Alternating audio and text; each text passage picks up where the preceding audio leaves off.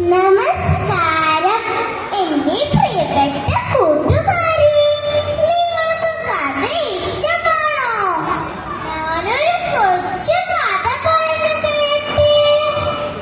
മഴ മാറി, ആന തെളിഞ്ഞു, കുട്ടികൾ മുറ്റത്ത് കളിക്കാനിറങ്ങി.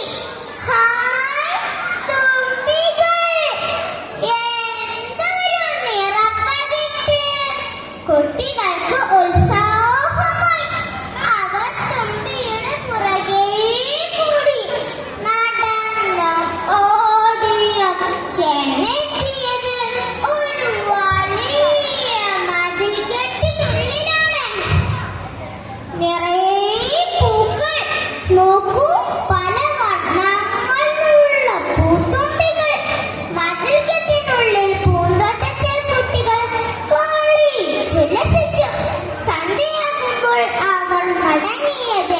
പിറ്റേന്ന് കുഞ്ഞുങ്ങൾ ആ പൂന്തോട്ടത്തിൽ ചെന്നു ആടിയും പാടിയും ഉല്ലസിച്ചു. അങ്ങനെ ദിവസങ്ങൾ കടന്നുപോയി. ഒരു ദിവസം പതിവ് പോലെ പൂന്തോട്ടത്തിൽ കയറിയ കുട്ടികൾ ആ ഭീകര രൂപം കണ്ട് പേടിച്ചോടി. തടിച്ചുരുണ്ട ശരീരവും ഉണ്ട കണ്ണും വലിയ ശബ്ദവുമുള്ള ഒരു രാക്ഷസൻ. അയാളാണ് ഈ തോട്ടത്തിന്റെ ഉടമസ്ഥൻ. എങ്ങോട്ടോ യാത്ര പോയി മടങ്ങി വന്ന രാക്ഷസൻ തോട്ടത്തിൽ കിടന്നുറങ്ങുകയായിരുന്നു. കുട്ടികളുടെ ബഹളം കേട്ട് രാക്ഷസൻ ഞെട്ടിയുണർന്നു. ആരാണിവർ? എന്റെ തോട്ടത്തിൽ വന്ന് കളിക്കാൻ എങ്ങനെ നിങ്ങൾക്ക് ധൈര്യം വന്നു? പുറത്തു കടക്കാം, ഒരാളെ ഇവിടെ കണ്ടുപോകരുത്. പഴങ്ങളിൽ വിറച്ച കുട്ടികൾ ജീവനെ കണ്ടോടി. രാക്ഷസന്റെ പൂന്തോട്ടം നിശബ്ദമായി. പിന്നെ ഇവിടെ കിളികൾ പാടിയില്ല, പൂമ്പാറ്റകൾ പറന്നില്ല, പൂത്തുമ്പികൾ നൃത്തം ചെയ്തില്ല.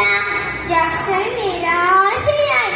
പൂക്കളില്ലാത്ത പൂന്തോട്ടം, ഒരൊറ്റ പൂ പോലുമില്ല. ചെടികളെല്ലാം ഉണങ്ങി. എവിടെ പൂമ്പാറ്റകൾ, പൂത്തുമ്പികൾ? രാക്ഷസന്റെ കണ്ണുകൾ ഈർന്നണിഞ്ഞു. അയാൾ കുട്ടികളെ തേടി പുറപ്പെട്ടു.